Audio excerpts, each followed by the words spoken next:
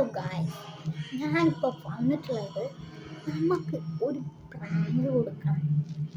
ആർക്കാന്ന് വെച്ച് കഴിഞ്ഞാൽ എൻ്റെ അനുജത്തിക്കാണ്. അപ്പോൾ എന്ത് തരത്തിലുള്ള പ്രാങ്കാണെന്ന് വെച്ച് കഴിഞ്ഞാൽ അവളെ ഞാൻ അവളുടെ ഏതെങ്കിലും വിലപ്പെട്ട സാധനമോ അവൾക്ക് ഇപ്പോൾ ഇഷ്ടമുള്ളൊരു സാധനമോ ഞാൻ കുളിപ്പിച്ചു. അത് കഴിഞ്ഞായിരിക്കും തുടക്കം. ഓക്കെ, അപ്പോൾ അവളിവിടെ പെയിൻ വരാൻ പോയിരിക്കുകയാണ്. അപ്പോഴേക്ക് ഞാൻ ക്യാമറ, അതായത് ഈ ക്യാമറ എവിടെ സെറ്റാക്കി വെക്കും, അല്ലെങ്കിൽ അവൾ കണ്ടുപിടിക്കും എവിടെ സെറ്റാക്കി വെക്കും.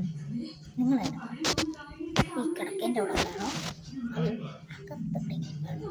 കിടക്കേൻ്റെ അവിടെയാണെങ്കിൽ അവൾക്ക് പറ്റിയ സാധനമുണ്ട്. കിടക്കേൻ്റെ അവിടെയാണെങ്കിൽ അവൾക്ക് പറ്റിയ കുറേ സാധനമുണ്ട്. അവൾ ഓരോന്നോരോന്നായിരിക്കും എടുക്കുന്നത്. ചിലപ്പോൾ അവൾക്ക് പറ്റിയത് ഒരെണ്ണം ഉണ്ട്, ഞാൻ കാണിച്ചു തരാം. അത് ക്യാമറ സെറ്റാക്കുമ്പോൾ ഒരു സ്ഥലം കണ്ടിട്ടുണ്ട്.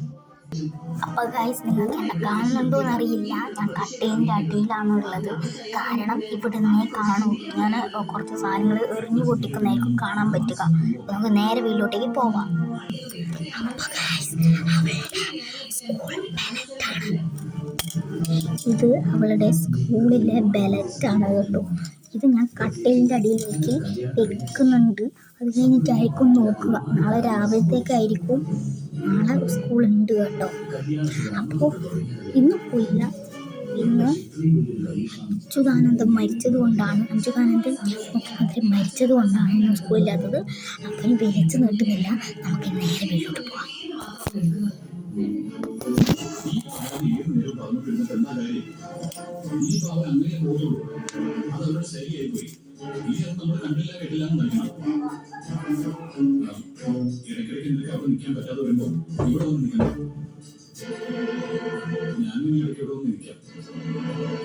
എനിക്കുണ്ട് അവിടെ നടക്കുന്നൊക്കെ കാണാൻ കുറച്ച് പ്രയാസം.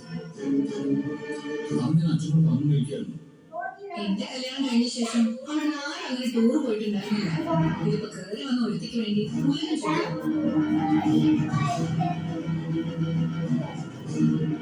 എടാ, നിന്റെ ബെലറ്റ് എവിടെ? സ്കൂളത്തെ ബെലറ്റ്.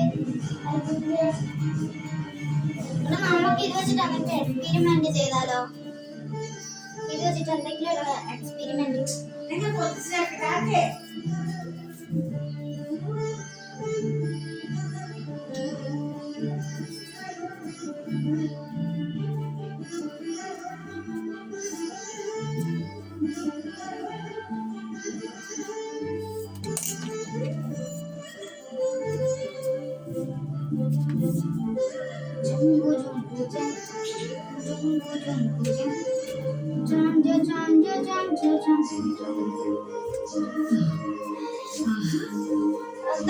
എക്സ്പെരിമെന്റ് ചെയ്താലോടാ?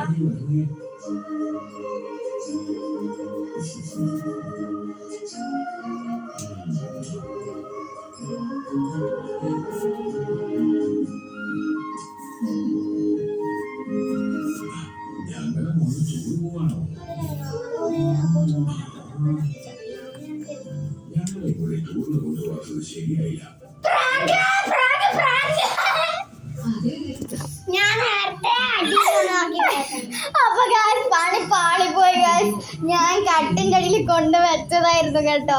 അതെങ്ങനെ ഒരു പട്ടി കണ്ടുപിടിച്ചു ഗൈസ്? ഇതെങ്ങനെ സാധിക്കുന്നതാണ് ഇതിനെല്ലാം? കാണാത്ത സ്ഥലത്ത് കൊണ്ടുവയ്ക്കാം. ഇത് ഞാന് ഇങ്ങനെ ഒരു എക്സ്പെരിമെന്റ് ചെയ്താലോ എന്ന് പറഞ്ഞിട്ട് ഇങ്ങനെ മുടിയൊക്കെ വാരായിരുന്നു കേട്ടോ. ആ സമയത്താണ് ഗൈസ് ഈ പട്ടി പോന്നു നോക്കിയത്. അപ്പോഴേ ഞാൻ ഒച്ചത് പ്രാങ്ക് പറഞ്ഞത്. ഞാൻ വിചാരിച്ചത് ഈ യൂട്യൂബേഴ്സ് ഒക്കെ ഇല്ലേ കുറേ നേരമായിട്ട് പ്രാങ്ക് ചെയ്യുന്നുണ്ട് കേട്ടോ. അതുപോലെ കുറേ നേരത്തെ ഇതൊക്കെ എടുത്ത് വെക്കാനാണ് നമ്മൾ നോക്കിയത്. പക്ഷെ ഇതിന് ചേട്ടാ ഈ പട്ടി വന്നിട്ട് ആ കട്ടിലേക്ക് പോകും ഞാൻ വിചാരിച്ചേ ഇല്ല ഗൈസ്.